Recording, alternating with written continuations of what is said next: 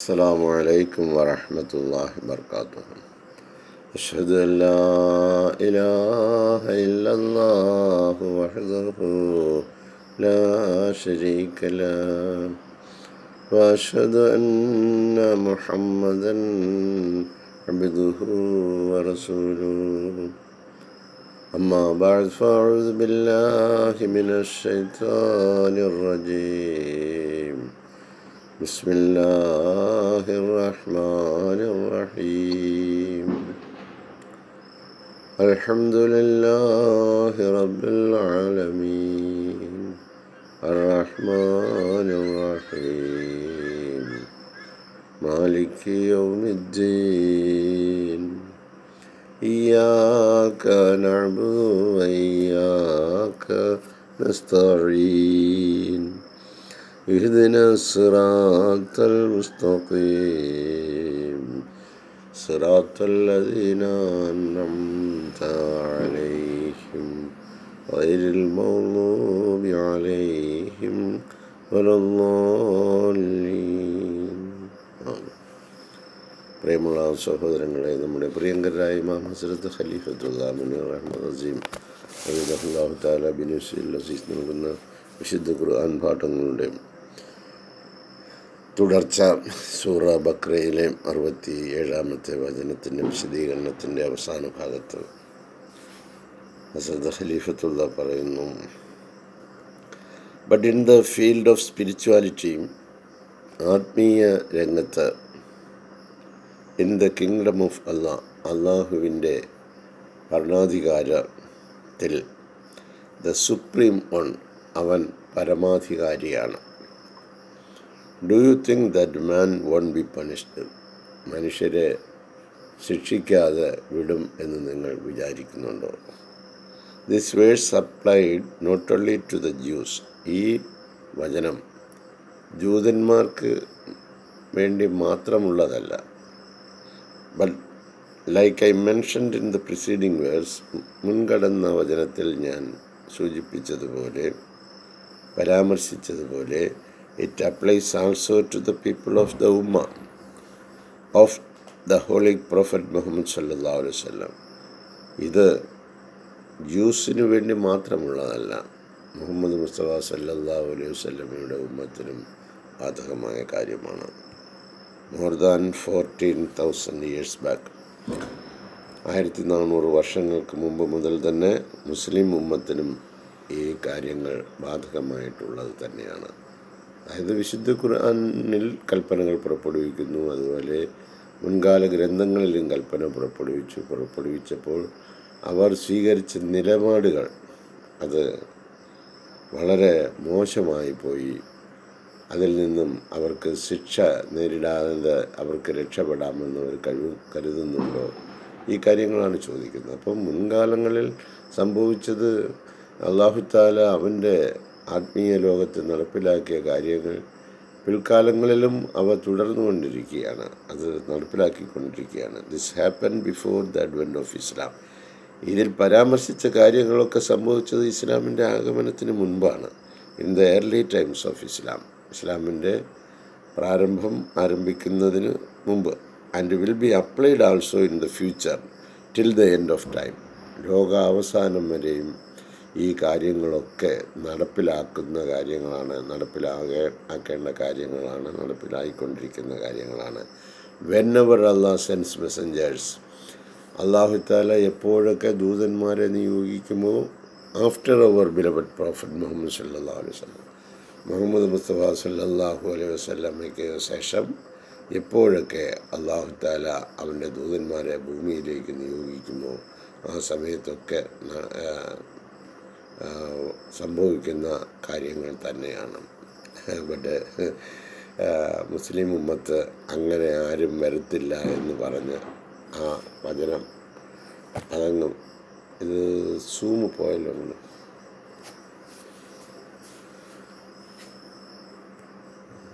Okay,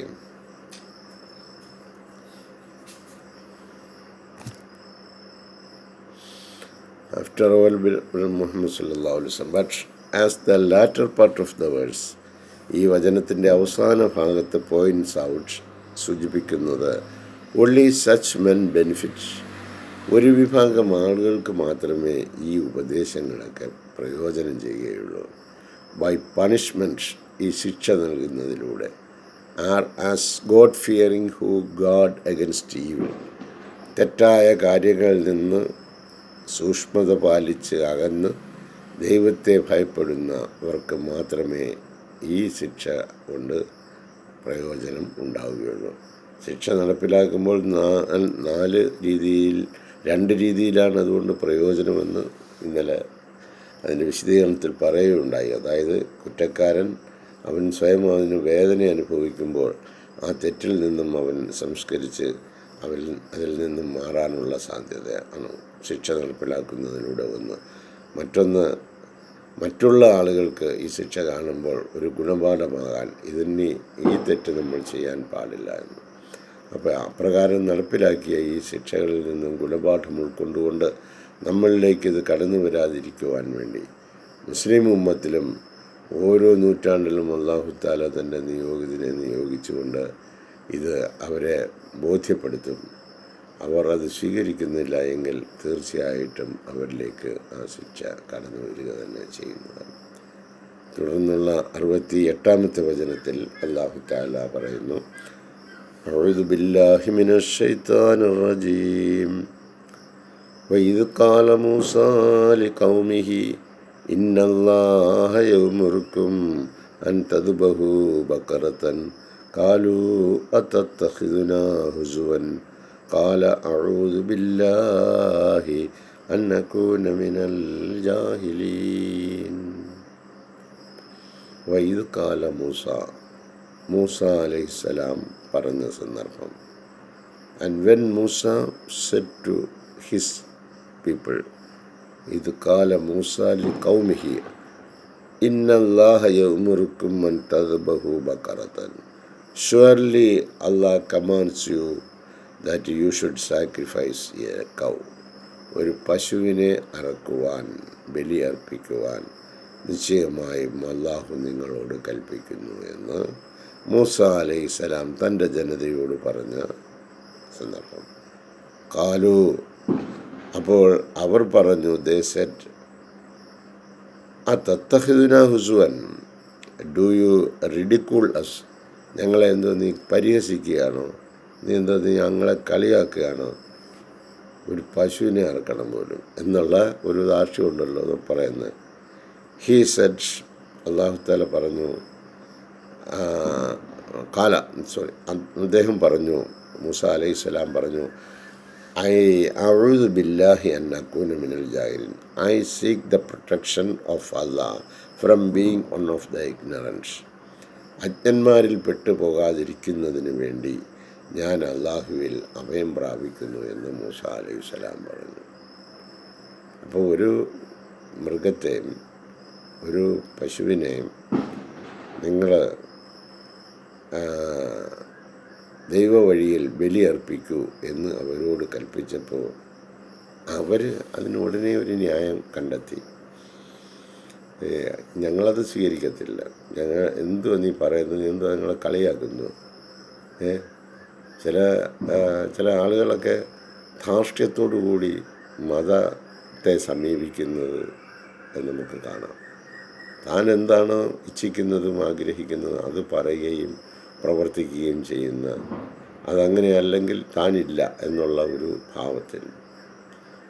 റസൂൽ സല്ലല്ലാഹു അലൈഹി വസല്ലമ മനുഷ്യ ജീവിതത്തിൽ ഉണ്ടാകുന്ന എല്ലാ പ്രശ്നങ്ങൾക്കും പരിഹാരം നിർദ്ദേശിച്ചിട്ടുണ്ട്. അതാണ് ഇതിൻ്റെ വിശുദ്ധ ഖുർആൻ്റെയും വിശുദ്ധ റസൂൽ സല്ലല്ലാഹു അലൈഹി വസല്ലമയുടെ അധ്യാപനങ്ങളുടെയും മാസ്മരികത, അല്ലെങ്കിൽ അത്ഭുത മോജിസത്ത് എന്ന് നമുക്ക് പറയാം. ആ നിലയിൽ എല്ലാ പ്രശ്നങ്ങൾക്കും പരിഹാരമായിട്ട് നബി സല്ലല്ലാഹു അലൈഹി വസല്ലമ ലോകത്തിലെ മനുഷ്യർക്ക് ഏത് കാലഘട്ടത്തിൽ അവർ വന്നാലും അവരുടെ ജീവിത പ്രശ്നങ്ങൾക്ക് ഉചിതമായ തീരുമാനങ്ങൾ എടുക്കുന്നതിനുള്ള മാർഗനിർദ്ദേശങ്ങൾ നൽകിയിട്ടുണ്ട്. ആ മാർഗനിർദ്ദേശങ്ങൾ അനുസരിച്ച് നാം പ്രവർത്തിക്കുകയാണെങ്കിൽ ഒരു പ്രശ്നവും ഉണ്ടാവുകയില്ല. ഇപ്പോൾ കുറച്ച് ആളുകൾ ഒരിടത്ത് സമ്മേളിക്കുന്നു. ആ സമ്മേളിക്കുന്ന ഒരു സ്ഥലത്ത് നമസ്കാരത്തിനായി ആരാണ് ഇമാം നിൽക്കേണ്ടത് എന്നുള്ളത് സംബന്ധമായിട്ട് ആളുകളിൽ അഭിപ്രായ വ്യത്യാസം ഉണ്ടാകാം. അപ്പോൾ അതിനെന്ത് പരിഹാരം ഉണ്ടാകും? അതിന് റസൂൽ സല്ലല്ലാഹു അലൈഹി വസല്ലം പറഞ്ഞത്, നിങ്ങളിൽ ഖുർആനിക ജ്ഞാനം കൂടുതലുള്ളതാരാണോ അവർ ഇമാമായിട്ട് നിൽക്കട്ടെ. അപ്പോൾ എല്ലാ വിഷയങ്ങൾക്കും അല്ലാഹു സുബ്ഹാനഹു തആല അവൻ്റെ പ്രവാചകനിലൂടെ അവരെ ഭയപ്പെടുന്നതായ ആളുകൾക്ക് ഉപദേശ നിർദ്ദേശങ്ങൾ, മാർഗനിർദ്ദേശങ്ങൾ നൽകപ്പെട്ടിരിക്കുന്നു. അത് കാണുവാനും കേൾക്കുവാനും സ്വീകരിക്കുവാനും അങ്ങനെ അള്ളാഹുവിൻ്റെ തൃപ്തി കൂടുതൽ കരസ്ഥമാക്കുവാനുമുള്ള പ്രയത്നങ്ങളിൽ ഏർപ്പെടുന്നതിന് പകരം ബനി ഇസ്രായേലുകളെപ്പോലെ തർക്കങ്ങളിലും വിതർക്കങ്ങളിലും ആക്ഷേപങ്ങളിലും ആയിട്ട് നാം കഴിഞ്ഞുകൂടുകയാണെങ്കിൽ അതിൻ്റെ പരിണിത ഫലത്തെക്കുറിച്ചാണ് ഈ വചനം നമ്മെ പഠിപ്പിക്കുന്നത്. അവരോട് ബലിയർപ്പിക്കുക എന്നൊരു പ്രവാചകൻ പറഞ്ഞപ്പോൾ അവർ അത് ചെയ്യുന്നതിന് പകരം അവർ കുറേ മുടന്ത ന്യായങ്ങളുമായിട്ട് അദ്ദേഹത്തിൻ്റെ മുമ്പിൽ വരുന്ന രംഗമാണ് കാണുന്നത്.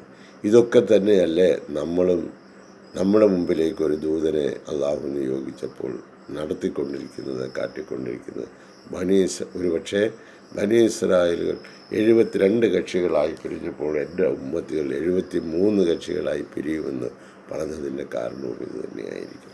അല്ലാഹു സുബ്ഹാനഹു തആല വിശുദ്ധ ഖുർആനിലൂടെ നൽകുന്ന ഈ പാഠങ്ങളൊക്കെ ഉൾക്കൊണ്ടുകൊണ്ട് ധന്യമായ ഒരു ജീവിതം നയിച്ച് അള്ളാഹുവിൻ്റെ തൃപ്തി ഇരുലോകത്തും കരസ്ഥമാക്കുവാൻ അല്ലാഹു തആല നമ്മെ ഓരോരുത്തരെയും പ്രാപ്തമാക്കട്ടെ എന്ന് പ്രാർത്ഥിക്കുന്നു.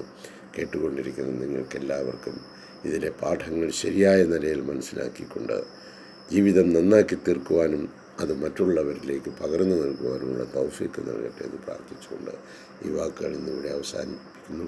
ഇതിൻ്റെ വിശദീകരണങ്ങളുമായി ഇൻഷാ അല്ലാഹ് അള്ളാഹു തൗഫീക്ക് ചെയ്താൽ നാളെ നമ്മൾ വീണ്ടും കണ്ടുമുട്ടുന്നു. അസ്സലാമു അലൈക്കും വറഹ്മത്തുള്ളാഹി വബറകാതുഹു.